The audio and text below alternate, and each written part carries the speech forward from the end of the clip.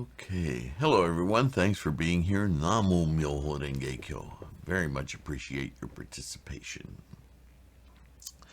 This is a letter Nichiren wrote to Akimoto, and I'm going to read a little bit background on Akimoto.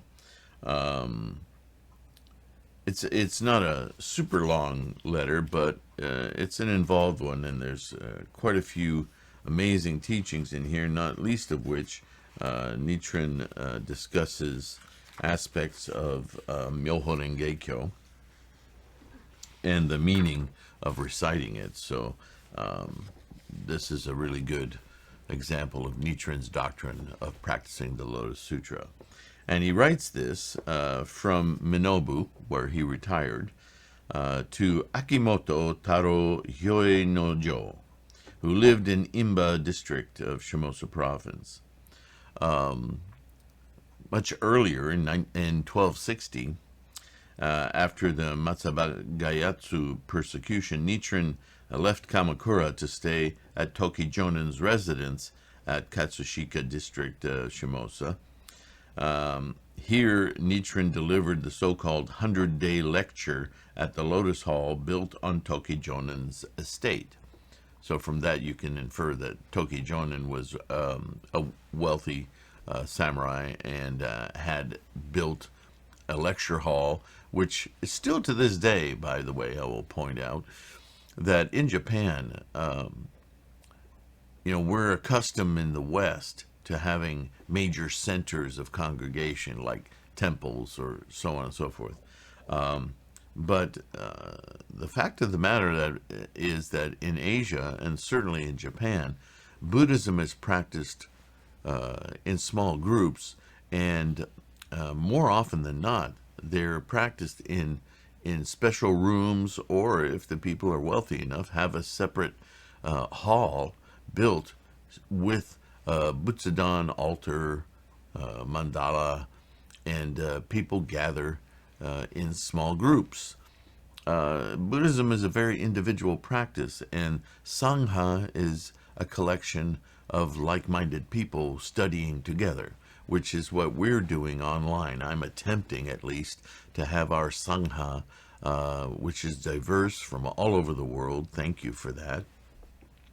We practice, in essence, together through these videos and oral podcasts, right? So this is our Sangha. And so I've actually moved the room physically to a more metaphysical room through the tiny little electrons that flow throughout our connectivity today. It's amazing, actually, when you think about it. But at any rate, so Tokijonin had a special hall built just for his practice of Lotus Sutra Buddhism. Impressive. I myself have a school on the grounds here that I've been building for years now, and slowly but surely I'm hoping that it will be it has been a destination for a few, but until I get it climate controlled, our winters and summers here are both extremes, so it's hard to impose that kind of discomfort on people. I'm in the process of putting in some through your donations, so thank you again, finishing that school so that I can start promoting more events there. That'll be fun and wonderful. Anyway, so a 100-day lecture, that's quite some teaching. And it was around that time that Akimoto is believed to have converted to Nichiren's teachings. So he was heavily influenced by that activity. Some historians think that he may have been a relative of Tokijonin. It's not quite known. Akimoto was on a friendly terms with Soya Kyoshin and Ota Jomyo, both already lay believers and students of Nichiren's, and they lived in the same area.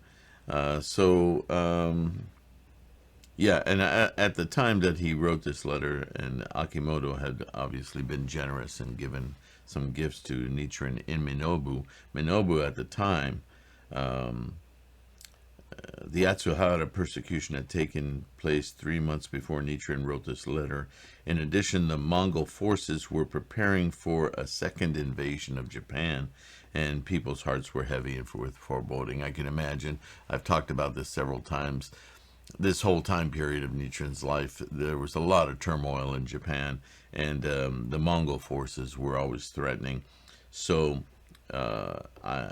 evidently, this is given as a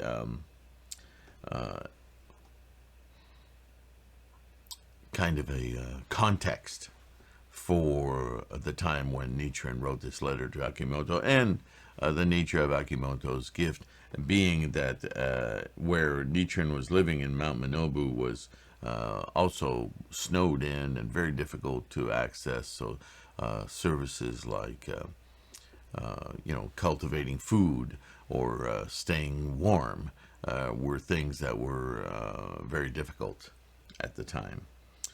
And okay, so time to get into it. Now you have a little bit of context as to how and why Nichiren's written this letter. It's simply called Letter to Akimoto. Does he do the question and answer thing in this one? No? All right, so this is just basically kind of a sermon in written form. I've received the 30 cylindrical vessels and the 60 plates that you were kind enough to send. So because of the weather, the way that things like rice and other provisions were sent, they were put into special cylindrical vessels that would protect the contents from the weather, the elements, the turmoil, so on and so forth. So that was going the extra mile, right? A vessel, so Nichiren seizes upon that and says, a vessel is a kind of utensil. Because the great earth is hollowed out, water collects on it. And because the blue sky is pure, the moon shines in it. When the moon rises, the water glows with a pure light. And when the rain falls, the plant and trees flourish. A vessel is hollowed out, like the earth, and water can be collected in it the way water is stored in a pond. And the reflection of the moon floats on the surface of the water in the same way that the Lotus Sutra pervades our being. So that's always these wonderful mental constructs that Nichiren uses, all of Buddhism actually uses, in order for us to touch upon, sometimes with wonder, at how things persist and exist in our life experience. How do we experience, right? When you see the moon's reflection on a still pond, it's not the moon, it's not the pond, it's the reflection that captures your gaze, that makes you consider how things work, how nature works. So these same similes or metaphors are used in Buddhism to ask of you to look at the way things are present in your life experience, right? So he's saying the Lotus Sutra, the MyoHoRenGeKyo, is always there. But it's only upon reflection that you can perceive its presence. You can't touch the reflection on the water, yet you know the moon is there. It's not in the water, it's a reflection, but you get the connection, right? That things are not always physical, they're of mental construction. And so look for your Buddha in your mental state, in your condition of life. But a vessel is susceptible to 4 faults.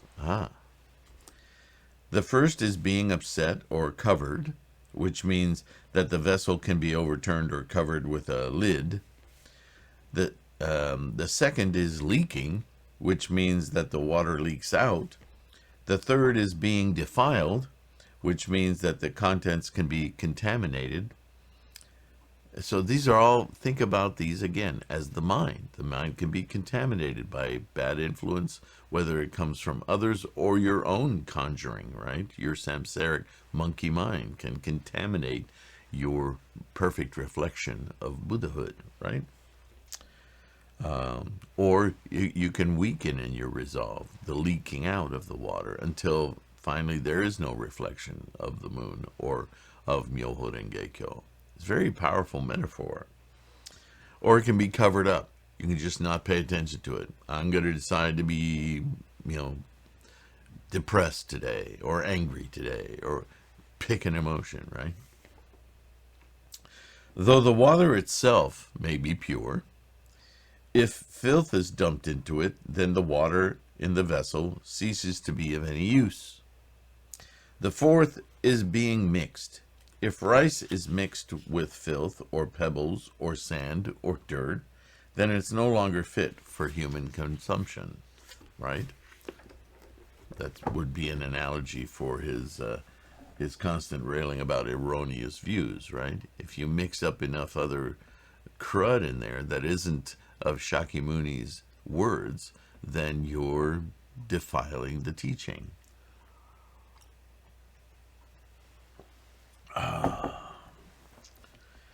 The vessel here stands for our bodies and minds. I would argue more the mind, but Nichiren is catering to an audience that's very physically oriented, right? Our minds are a kind of vessel. Now he shifts focus to the mind. And our mouths, too, are vessels, as are our ears. The Lotus Sutra is the Dharma water of the Buddha's wisdom. But when this water is poured into our minds, then we may jar and upset it. Or we may shut it out by placing our hands over our ears, determined not to listen to it. Or we may spit it up out of our mouths, determined not to let our mouths chant it. In such cases, we are like a vessel that has been overturned or has had its lid placed on it. Again, although we may have a certain amount of resolve, we may encounter evil influences and find our resolute mind and conviction weakening. This is what I was saying earlier. Then we will deliberately abandon our resolve, or even though we maintain our resolve and conviction for a day, we will set it aside for a month. In such cases, we are like vessels that let the water leak out. Our resolve becomes weaker, right? Or we may be the kind of practitioners of the Lotus Sutra whose mouths are reciting Namu MyoHoRenGeKyo one moment, but Namu Amida Butsu the next. This is like mixing filth with one's rice, or putting sand and pebbles in it. This is what the Lotus Sutra is warning against when it says, quote, desiring only to accept and embrace the sutra of the great vehicle and not accepting a single verse of other sutras. That's a direct quote from the Lotus Sutra. Again, this is simple stuff that's written as Shakyamuni's direct sermon translations over different cultures, languages, centuries. So teachers in his day that would have you believe otherwise about the Lotus Sutra are denying the very words of the sutra. The sutra makes it absolutely clear, desiring only to accept and embrace the sutra of the great vehicle, the Lotus Sutra, and not accepting even a single verse of other sutras. So what are you doing with mudras and mantras and all that? That's not, the Lotus Sutra specifically calls that out. That's no, you don't do that. The learned authorities in the world today suppose that there is no harm in mixing extraneous practices with the practice of the Lotus Sutra, and I, Nichiren, was once of that opinion myself. But the passages from the sutra that I've just quoted does not permit such a view. Suppose that a woman who had been the consort of a great king and had become pregnant with his seed should then turn around and marry a man of common stature. Obviously, that's not so important these days. That would just be some story in a gossip rag, right? But back then, that was punishable by death, right? In such a case, the seed of the king and the seed of the commoner would become mixed together, and as a result, the aid and assistance of heaven and the protection of the patron deities would be withdrawn, and the kingdom would face ruin. The child, born from two such fathers, would be neither a king nor a commoner, but someone who belongs not to the human realm. Ooh, pretty harsh. Point made, though, right? This is one of the most important points in the Lotus Sutra. Not the child of a king, but the defiling of a teaching. This is one of the most important points in the Lotus Sutra. The doctrine of the sowing of the seed and its maturing and harvesting is the heart and very core of the Lotus Sutra. All the Buddhas of the three existences and the 10 directions have invariably attained Buddhahood through the seeds represented by the 5 characters of MyoHoRenGeKyo. You can't get more direct than that statement, right? The words Namu Amida Butsu are not the seeds of Buddhahood, period. Nor can the mantras or the 5 precepts act as such seeds. One must be perfectly clear about this point, because this is the fault referred to as being mixed. Again, he's living in a time of strong political affiliations and powerful politicians who lead schools of Buddhism that are defiled, that catering to political whim and power plays rather than the actual teachings of Shakyamuni Buddha. And he continuously points this out because his followers are in the midst of this melee, in the midst of these power plays and political pressures and influences. They must be clear in mind if they're to practice and awaken their Buddhahood correctly. Otherwise, there's no hope. They're constantly going to be mixed up, and they won't be able to discern the difference. So Nichiren is constantly hammering away at this, right? And it's important for us to know this today, because we're surrounded by a lot of things calling themselves Buddhism or whatever, and it gets magical and mystical. Buddhism is very straightforward, very strict. It's about our experience, our observed experience, nothing mystical, nothing magical here. No signs with hands or any of that. Even our chanting of MyoHoRenGeKyo, Namu MyoHoRenGeKyo, it's not magical. The more you study and learn about it, what you're invoking is your Buddha nature itself. As I've often said, and Nichiren, I think, said it recently, is like a child calling for its mother. It's not that mother is a specific mineral, or that's mother is a magic word. The way mother performs in an individual's perception, though, is invoking a certain known, experienced, observational commitment and connection that is visceral. But the concept of mother is mental. You may say it's physical because of birth, but I've already explained how birth is 3 entities, you and a father and mother. So you are an independent entity, but you're closely related. Your experience is related to these 2 vessels that instantiate your samsaric identity. But as soon as you're born, you're separated from that vessel, are you not? Now, the vestiges of that karmic connection exist solely in your mind. I know that's a difficult concept to fully integrate, but the older you get, the more you understand. And the more you study, the more obvious it becomes. If a vessel is free of these 4 faults of overturning, leaking, being defiled, and being mixed, then it can be called a perfect vessel. If the embankments around a moat do not leak, then the water will never escape from the moat. And if the mind of resolute conviction is perfect, then the water of wisdom, the great impartial wisdom, will never dry up. MyoHoRenGeKyo.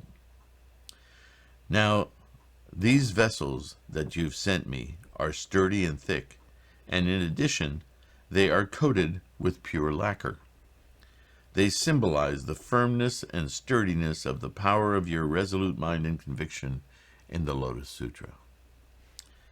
It is said that the heavenly king Vaishravana presented 4 bowls to the Buddha, and as a result became known as the foremost deity of good fortune in all the 4 continents of the world.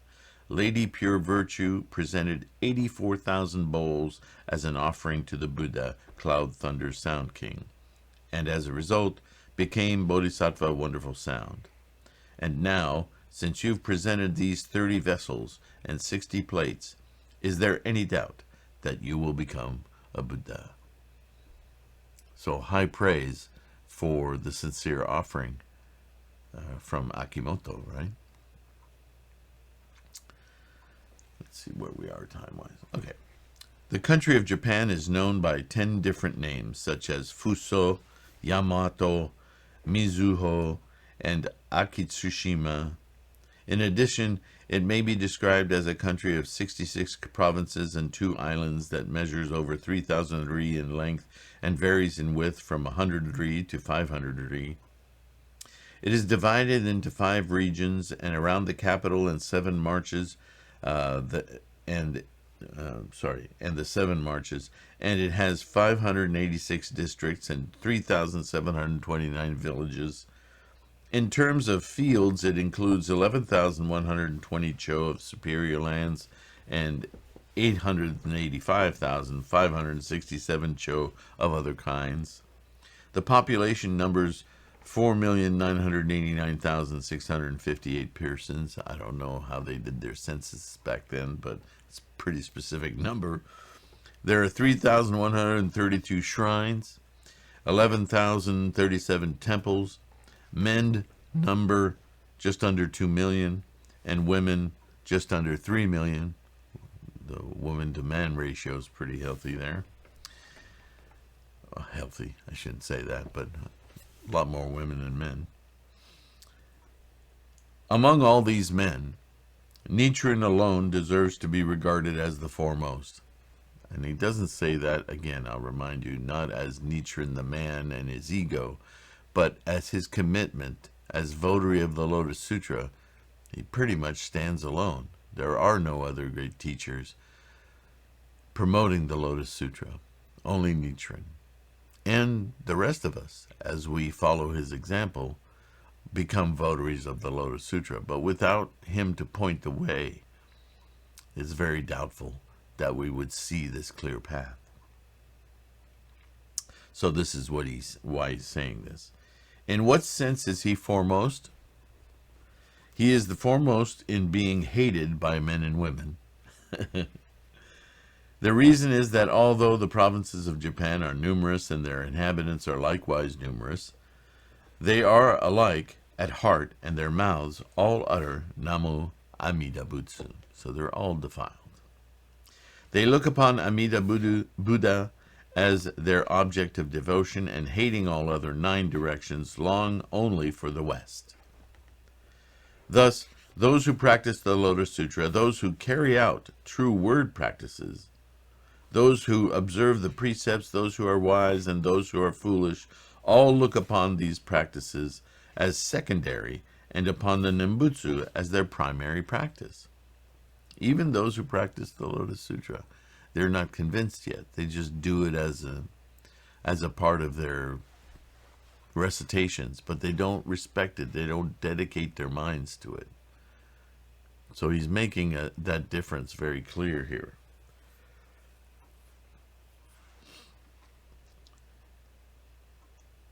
And hoping in this way to expiate their offenses, they recite this Buddha's name. Hence, some of them recite it 60,000 times, 80,000 times, or 480,000 times, while others recite it 10 times, 100 times, or 1,000 times, whatever. There's all these different rituals about walking around the house as you chant. There's all sorts of rituals about chanting Amida Butsu's name.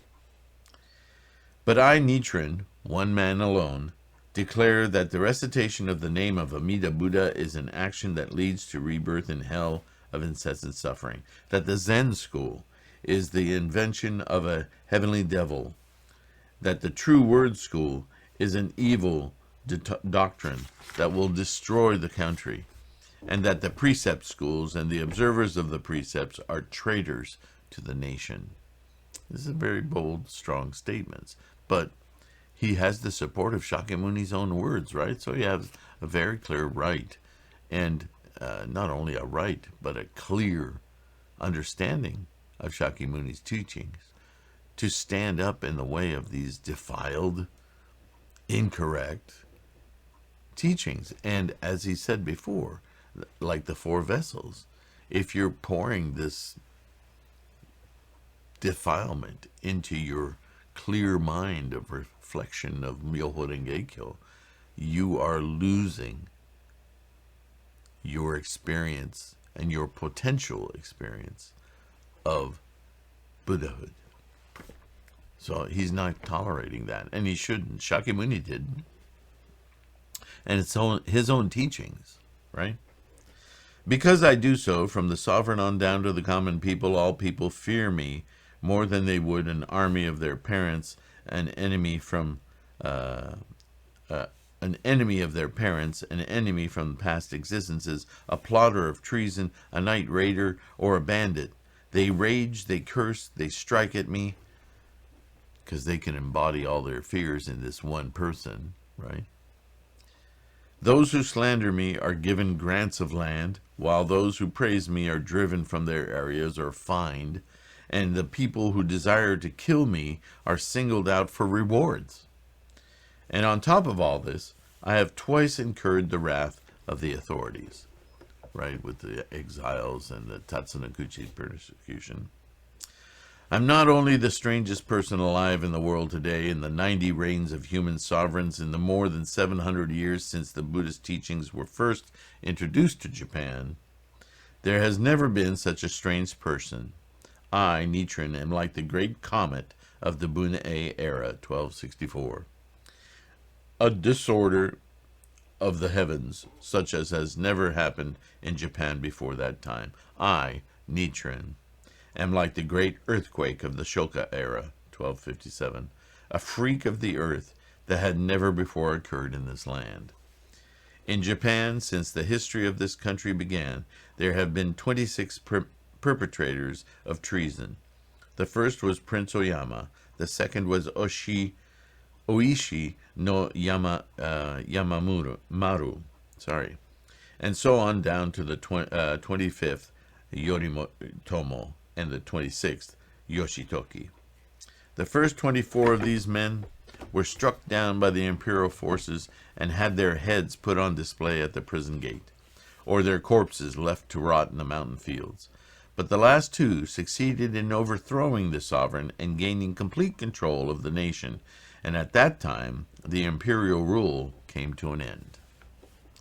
And yet, these various perpetrators of treason are less hated by the mass of the people than is Nichiren, because they're all physical power, ruled by might, whereas Nichiren is talking about a mental life condition. He's talking about the spiritual health of people, and people are very mystical about that, right? Human beings get magical when it comes to something that's not tangible, that they can't put their hands on. Although we would argue in Buddhism that your mind state is connected directly to your physical reality, your experience of life. Experience isn't a physical thing, but experiencing is something physically embodied. And this is what we try to do when we awaken our Buddha mind. We try to embody our enlightenment. This is why we influence our environs. Our environment is a physical, samsaric thing, but it is influenced by our mental state. Body, mind, always connected, right? If you ask why that should be, I will tell you. The Lotus Sutra contains a passage declaring that the sutra is first among all sutras. However, the great teacher Kobo declares that the Lotus Sutra ranks third, while the great teacher Jikaku declares that the Lotus Sutra ranks second, and the great teacher Chisho agrees with Jikaku. Hence, at present, when the priests of Mount Hiei, Toji, Onjoji look upon the Lotus Sutra, they read the passage that says the Lotus Sutra is first, but what they understand when they read it is that the Lotus Sutra is second or third in standing. How do they do that? It's obvious in the writings. Why do they counter what the writings say? Neither the nobility nor the warrior clans have any detailed information about this matter. See, that's part of the problem. The literacy, the people in general that listen to these teachers don't study for themselves. They just do what they're told. Authoritarianship. There it is. That's the root of the problem, isn't it?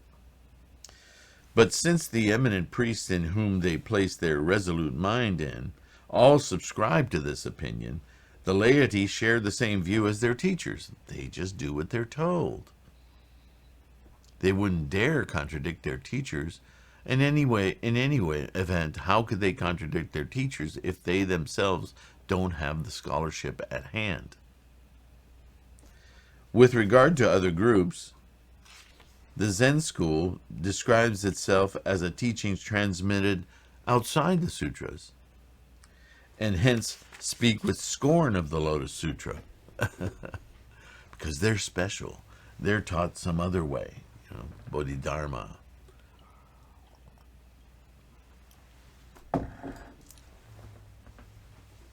The Nembutsu school asserts that, quote, not even one person in 1,000 can be saved through the other teachings, and that not a single person has ever attained Buddhahood through them, by which it means that in comparison to the Nembutsu, the Lotus Sutra is too lofty to practice and therefore ought to be rejected. Consider that statement. And that's the most popular teaching at this time in Nichiren's lifetime, Nembutsu. Their logic is, don't practice MyoHoRenGeKyo, because that's too complicated for you to understand. It's too good. It's too involved. It's just for brainy people. It's not for you and I, us simple folk. It's too lofty. I mean, I don't know about you, but if somebody said that to me, I'd be more curious about it.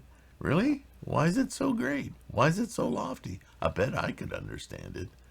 Wouldn't you? Of course, we're talking 13th century Japan, where people are very willing to do what they're told. I mean, you've got a sword hanging over your head. You're probably just going to do what they tell you, right?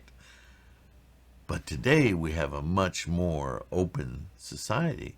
There are repercussions in the West as well. But we're less likely to pay attention to those things, aren't we? Especially if we're motivated. The precept school is composed of Hinayana doctrines. Well, that's just early teachings, and they won't let them go, which is totally against how Shakyamuni taught his whole lifetime. Even in the former day of the law, the Buddha would not condone the spread of such teachings. So surely he would never approve of them being propagated in the latter day of the law, right? Causing the ruler of the nation to be confused and mizzled, and the ruler just becomes another follower. I'll just do what I'm told, while I tell everyone to do what I'm telling them. Authoritarianship is a disease that runs throughout society. Don't make the mistake of thinking authoritarians believe in a singular authority. Authoritarians believe in the authority not being within themselves. That's the key. And they just do whatever others tell them without questioning. Because it's easier. They don't have to take responsibility for making their own decisions. That's authoritarianship. So understand that disease. That doesn't mean there is one authority and we all do what they say. It may look that way. It may work that way. But that's not actually what's happening in an authoritarian society. The authoritarian part, the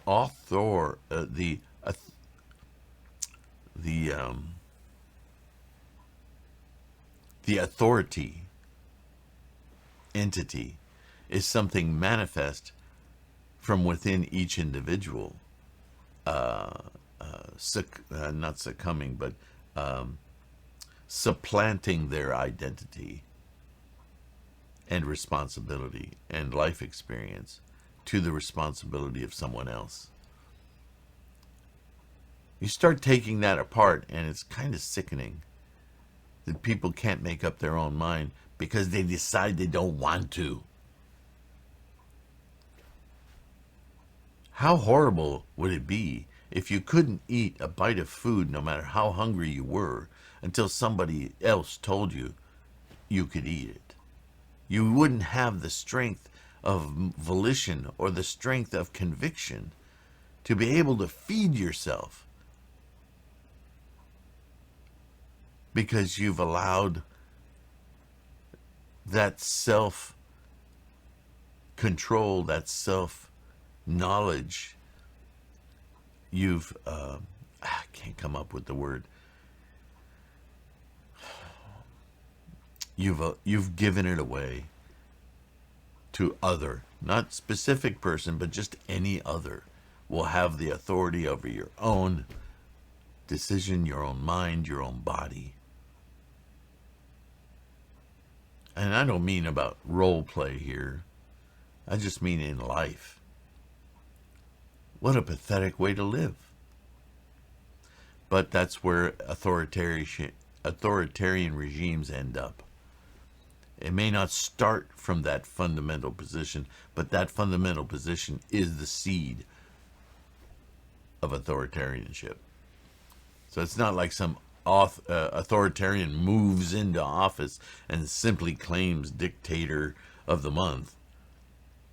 That person arises out of a society that is desperately wanting it. That's the disease of authoritarianism. Where are we time-wise? Okay, almost 40 minutes. He's about to start into another story here of the three women of antiquity, Tachi, Mohis, and Bao Tzu, misled the rulers of the three dynasties.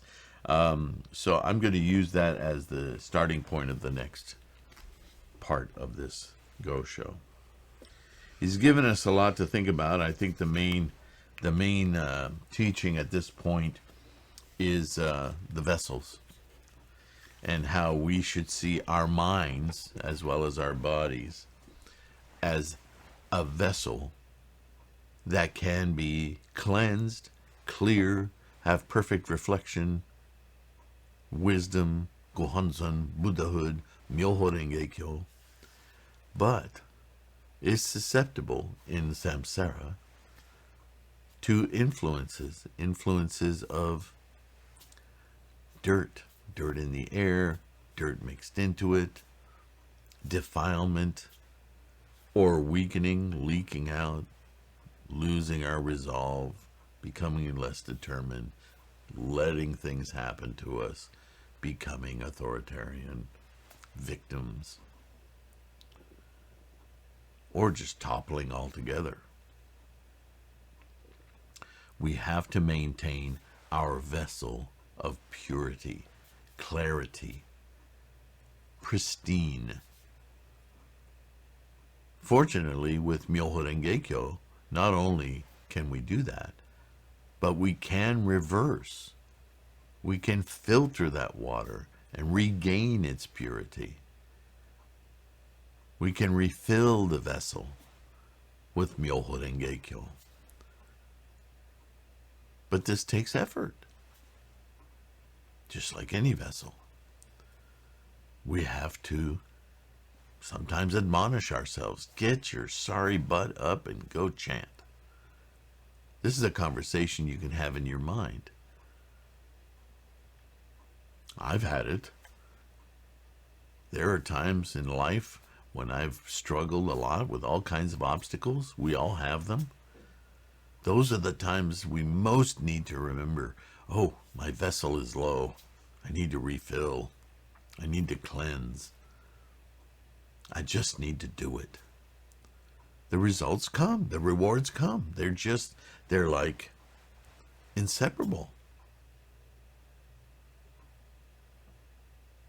So the next time you find yourself struggling, whether it's emotionally, physically, whatever is causing you to suffer, look at it as an opportunity to heal, to create strength, to enlighten your mind, and your body will follow. Right?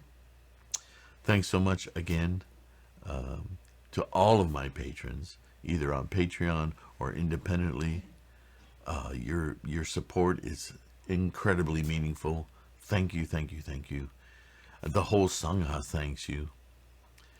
And I can't wait until I get this school climate controlled and we start doing these videos in there.